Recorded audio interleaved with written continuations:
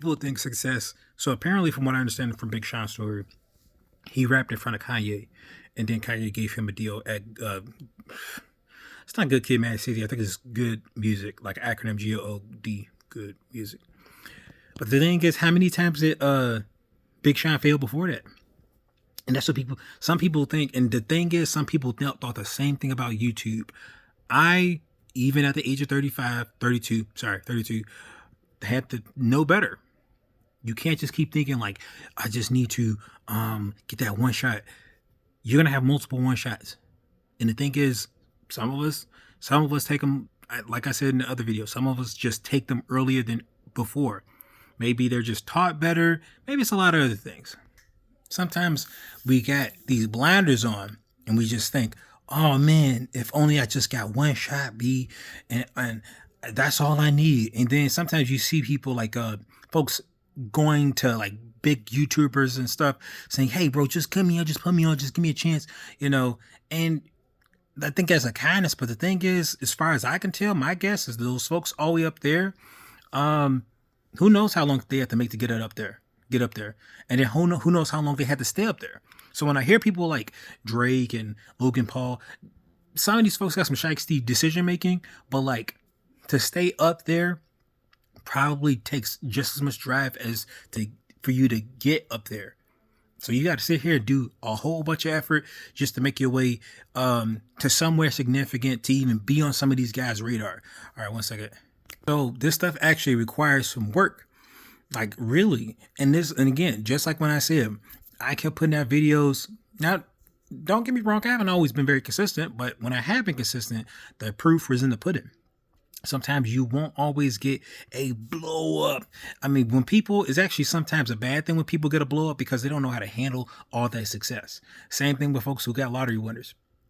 Well, that's kind of hairy because some folks, their lives actually improve. But like, if you get a great opportunity, you got to be smart. And so part of being smart might be to listen to smarter people. Because we don't have all the answers. I don't got all the answers. Look at somebody smarter and better than you who has that success and learn from them and how to maintain that success. Because you're just like, dang, let me just do this myself. I'm like, dude, if you were given something that you didn't earn, how do you know how to maintain it? So you better off finding a mentor and finding a smarter person than you and having that person, maybe hopefully you can see if they're trustworthy first, but like, learn some stuff, maybe go to Udemy, go learn some skills and stuff like that. And then it's just going to be a matter of application. Keep on putting it in, and then you'll do something. Then you'll blow up somehow. There's this guy that I see now. He is blowing up so well, and I'm so proud of this person. The person's name is Cheese Yoni. So if you see him, he has these Tekken choreographies. He does some other stuff, but like I seen him from Tekken choreographies, and that dude was like he was like I think it was like 1,000, 2,000 subscribers, and I was like, wow, this stuff's very nice. And I think he reminded me of another creator I learned a little bit later called Maina Highway. He did his content generally from like tool assisted programs with Tekken 3, and I'm a big fan because that was the first second game I actually played was Tekken 3, but I seen Chijoni. His fight choreography with these characters was so nice. I think I remember him from Tekken 7. I think it was Tekken 7. Yeah, it's probably Tekken 7. And I was like, wow, this is very nice. And now that dude has like 140,000 subscribers. Another person is Heaven Like Loves Honey. I think it's Heaven Loves Honey. That lady is a very amazing person too. She's made I'm not sure if she has another more stuff she's doing, but I do know she's been consistent. When I first saw her content, she was talking about like the art of seduction, pretty much like how seduction is kind of necessary, but is a lost art these days, as far as I can remember. And she had like maybe 4 or 5 subscribers when I seen her. Now she got 50 subscribers. So that just goes to show you, if people do not stop and they just continuously make good content, quality content, content they know how to do consistently, you'll do something. You'll knock it out the park, man. Eventually, it's just a matter of time. And plus, one of the things I do appreciate about content and YouTube is that people have, you can develop your own audience. So you may think, oh man, people are not going to get me. People are not going to like me. They are. There's going to be a group of people who will appreciate who you are, and they will stick around and they'll follow much of your content.